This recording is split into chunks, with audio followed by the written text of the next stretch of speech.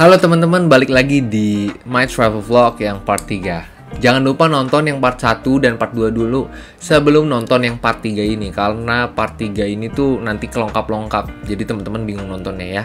Nonton dulu yang sebelumnya. Oke, di sini tuh gue sedih banget sebenarnya. Jadi gue harus meninggalkan Sapa ya teman-teman. Padahal kota Sapa itu salah satu kota yang bagus banget yang pernah gue kunjungi gitu.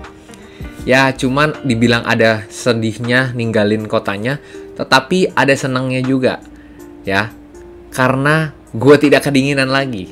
Karena di sana tuh rata-rata tuh suhu itu 10 derajat Celcius. Jadi badan gue masih belum biasa, jadi gue masih kedinginan walaupun pakai jaket.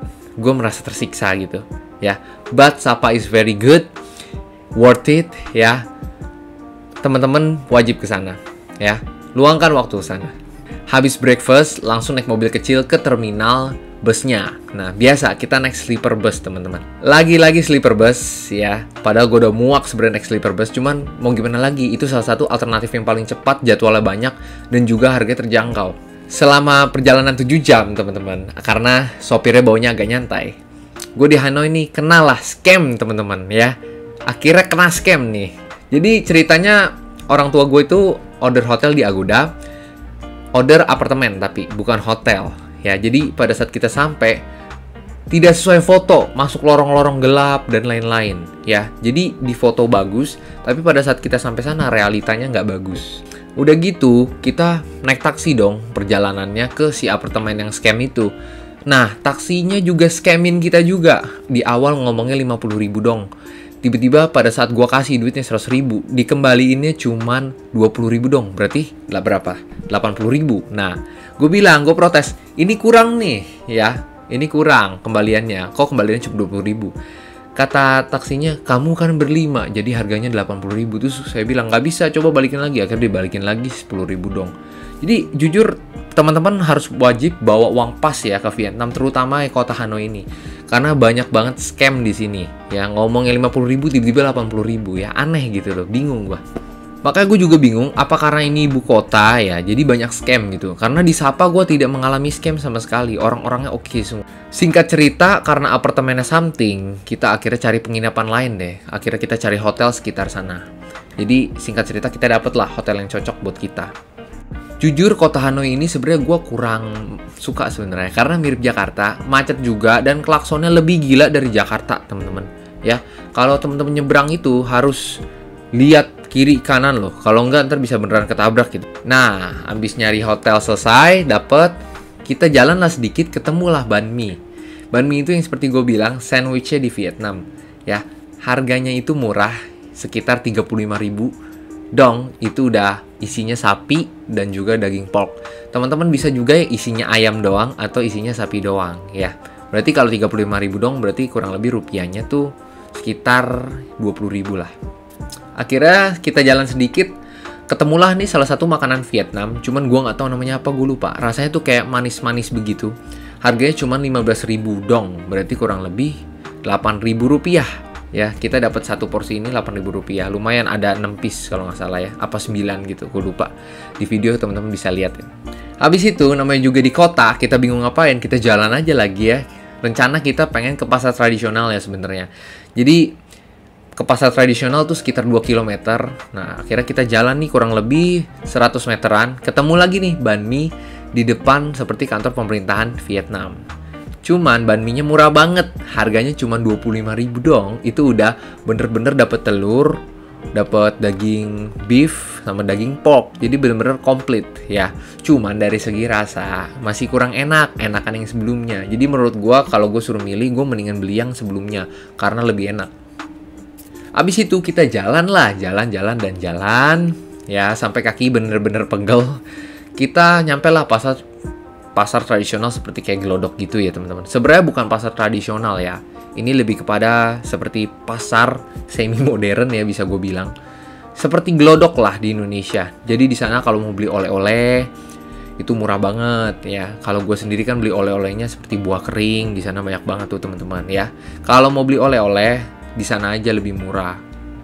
Tapi balik lagi teman-teman wajib nawarnya harus kenceng. Kalau enggak tetap diketok harganya karena dia lihat kita turis, harganya tetap dikasih mahal. Habis beli oleh-oleh, kita lanjut pulang arah balik pakai Grab karena kaki udah capek banget. Kita makan warteg ya. Seperti ada wartegnya di Vietnam, teman-teman. Jadi gue singkatnya tuh pesen 3 lauk ya. 3 lauk itu tuh harganya 35.000 dong kalau nggak salah. Ya, apa 30.000 dong gitu. Gue juga lupa. Rasanya cukup enak. Cuman sedikit hambar aja. Kalau di Indonesia kan makanannya kan mendok-mendok tuh. Asinnya dapet, pedesnya dapet. Kok ini tuh semuanya hambar. Jadi mungkin ya teman-teman bisa sesuaikan lah, ada kecap asin di sana gitu. Cuman menurut gue karena susah cari nasi putih di Vietnam, jadi gue bersyukur banget ketemu warteg di Vietnam seperti ini ya. Kita tuh selalu makannya pho dan pho, jadi bener-bener meresahkan gitu ya. Habis itu lanjut makan jagung bakar ya, cuman walaupun alot jagungnya jagung tua ya, cuman ya support UMKM Vietnam aja kita. Akhirnya kita minum es tebu, teman-teman. Es tebunya lucu, dicampur sama teh juga di sini ya. Karena gue lambung belum bersahabat, jadi gue nggak minum. Jadi orang tua gue doang dan adik gue. Habis perut kenyang, kita langsung balik ke hotel dan kita tidur. Setelah itu, keesokan harinya, kita langsung naik bus ya, mau ke Halong Bay, perjalanan sekitar 2 jam. Akhirnya, selama 2 jam itu kita nyampe di Halong Bay. Jujur ini tempat, gue lihat ini bagus nih daerahnya. Kayaknya daerah-daerah elitnya di Vietnam. Soalnya bersih banget daerahnya ya, keren banget gitu modelnya, estetik. Nah, gue ke Halong Bay ini gue pakai tour yang 1 harian dan gue beli turnya itu di hotelnya juga. Jadi gue itu dipandu dari mulai penjemputan di hotel sampai nanti pulang itu tetap dapat pulang juga sampai hotel gitu. Jadi full deh 1 hari gue di tour guide sama 1 orang ini.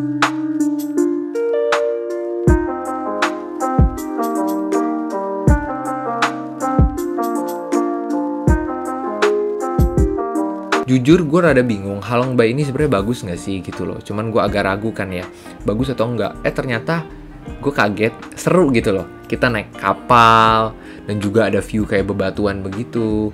Alamnya dapat banget teman-teman. Jadi pokoknya teman-teman kalau ke Vietnam wajib ke Halong Bay ini. Ya sebenarnya kalau teman-teman yang ke Vietnam nggak harus ke Hanoi menurut gue. Jadi lebih baik ke Halong Bay, langsung aja ke Sapa gitu. Karena kalau ke Hanoi ini jujur kayak kota-kota aja gitu. Jadi kita di dalam kapal itu sekitar 40 menit lah perjalanan ke goa dan pantai. Di tengah perjalanan kita tuh disajikan makanan. Nah, makanannya ini tuh udah termasuk dalam harga paket tour tersebut. Jadi kita udah dapat makanan ya dan juga kapal, pokoknya udah full paket. Menurut gue ini view-nya tuh kayak di China, walaupun gue nggak pernah ke China ya teman-teman ya. Karena gue kan liatin di TikTok doang. Menurut gue ini view-nya seperti kayak di dunia lain gitu ya, di alam lain gitu. Pokoknya benar-benar terpencil banget, seperti di daerah mana gitu loh. Tapi view-nya bagus banget teman-teman, ya keren banget. Dan juga cuacanya cukup dingin sekitar 17 derajat. Jadi jangan meremehkan cuaca kalau lagi winter ya, tetap bawa jaket. Setelah itu kita sampai di tempat dimana kita harus naik ke atas yang cukup jauh untuk melihat view. Ya, melihat view bebatuan yang lebih bagus lagi. Nah, inilah view-nya.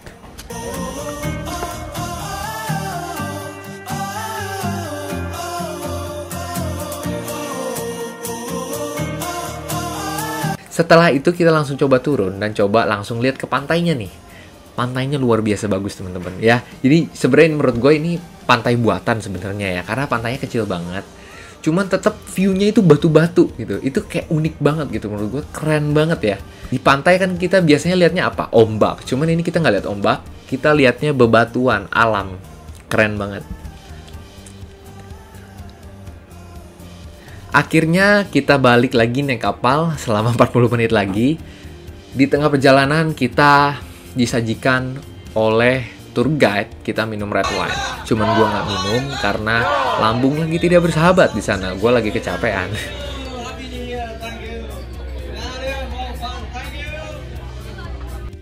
Jadi red wine itu sudah termasuk dalam paket tour tersebut.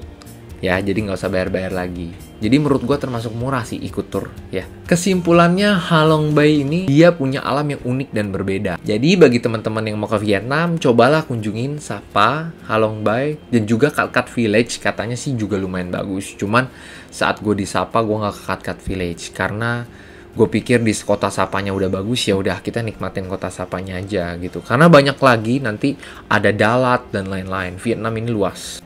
Akhirnya perjalanan 2 jam balik naik bus ke hotel. Malam-malam kita lapar dan gue makan nasi goreng. Akhirnya ketemu nasi goreng. Seperti gue pengen makan makanan Indonesia ya. Udah kangen makanan Indonesia. Gimana rasanya tuh makan nasi goreng gitu loh. Walaupun nasi gorengnya tidak seenak di Indonesia. Jadi akhirnya gue makan nasi goreng di sini ya teman-teman. Murah harganya kalau nggak salah 60.000 dong. Ya termasuk murah lah. Kalau di ibu kota itu termasuk murah. Nah keesokan harinya, jujur gue perasaan gue campur aduk di sini. Karena ada sedih, ada senang balik ke Indonesia. Ya cuman sedihnya back to reality. Kita balik lagi untuk bekerja lagi teman-teman. Nyari duit buat pergi lagi ke negara lain. Tetapi this is life gitu teman-teman ya. Jadi kalau kita mau jalan-jalan, kita keluarin duit, kita juga harus nyarinya lebih giat lagi, oke? Bagi teman-teman, semangat terus ya yang mau traveling atau seperti apa, semangat terus. Semoga tercapai impiannya.